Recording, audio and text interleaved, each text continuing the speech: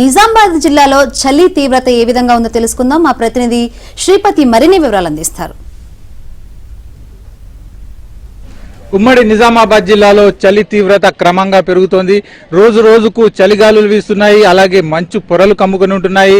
దీంతో సాధారణ జనజీవనంపై తీవ్ర ప్రభావం కనిపిస్తోంది. మనం చూస్తున్నాం ప్రస్తుతం నిజామాబాద్ నగరంలోని పాలిటెక్నిక్ కళాశాల మైదానంలో ఉన్నాం. ఇక్కడ చూస్తే వాకర్స్ అందరూ కూడా ఆరోగ్యాన్ని కాపాడుకోవడానికి, అలాగే చలి బారి నుంచి కాపాడుకోవడానికి నడుస్తున్నారు, అలాగే జాగింగ్ చేస్తున్నారు. ప్రధానంగా నిజామాబాద్ జిల్లాలో ప్రస్తుతం 11.9 డిగ్రీల సగటు ఉష్ణోగ్రత నమోదవుతోంది. మొత్తంగా చూసుకుంటే జుక్కల్, మద్నూర్, బీర్గూర్ ప్రాంతాల్లో చలి తీవ్రత ఎక్కువగా ఉంది.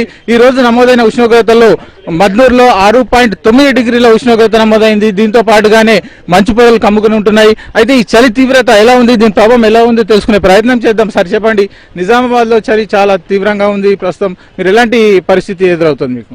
ప్రొద్దున లేచేటప్పుడు బాగా చల్లగా చలి ఉంటున్నది. లేచిన వెంటనే తలుపులు కిటికీలు తీయకుండా కొంచెం వేడిగా ఉండి మెల్లిమెల్లిగా కార్యక్రమాలు చేసుకుంటూ శరీరం తగిన శ్రమ చేస్తుంటే ఎక్సర్సైజ్ లేకపోతే యోగాసనం చేసుకున్న తర్వాత బాడీ హీట్ అయిన తర్వాత ప్రతిరోజు చేసుకున్న పనులు చేసుకుని మెల్లగా బయటకు వచ్చినప్పుడు స్వెటర్స్ కానీ మంకీ క్యాప్స్ పెట్టుకుని వస్తే ఇలాంటి ఇబ్బందులు అనేవి ఏమి ఉండకుండా ఉంటుంది. సార్ చెప్పండి, మీరు ఒక కోచ్గా ఉన్నారు, హెల్త్ కోచ్గా ఉన్నారు, ఎట్లా ఉంటుంది పరిస్థితి? అంటే జనాలు ఎలాంటి ఇబ్బందులు పడుతున్నారు, ఎలాంటి జాగ్రత్తలు తీసుకోవాల్సి ఉంటుంది? చలి తీవ్రత ఎక్కువైపోయింది ఈ రోజులలో.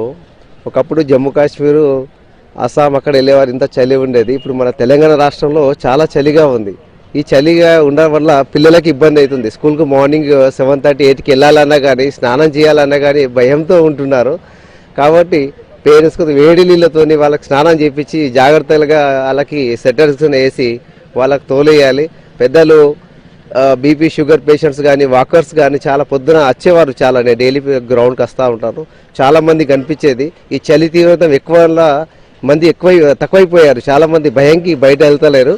కాబట్టి అన్ని ప్రతి ఒక్కళ్ళు జాగ్రత్తలు తీసుకొని ఈ చలికి ఏ విధంగా ఉండాలి అనేసి తీసుకోవాలి. మేడం చెప్పండి, ఇప్పుడు సాధారణంగా ఇళ్లలో మీరు ఉదయం వేకోజామున లేవాల్సి ఉంటుంది ఉద్యోగానికి వెళ్ళడానికి, పనులకు వెళ్ళడానికి. ఎట్లాంటి పరిస్థితి ఎదురవుతుంది నిజామాబాద్లో? చాలా చల్లగా ఉంటుందండి. లేడీస్ చిన్న పిల్లలు బాగా కొంచెం రిస్క్ తీసుకోకుండా స్వెటర్స్ అవి వేసుకుని పిల్లల్ని కూడా కొంచెం వేడి ప్రదేశాల్లో ఉంచి కొంచెం ఎండ వచ్చే వరకు ఉంచితే పిల్లలు బాగుంటారు.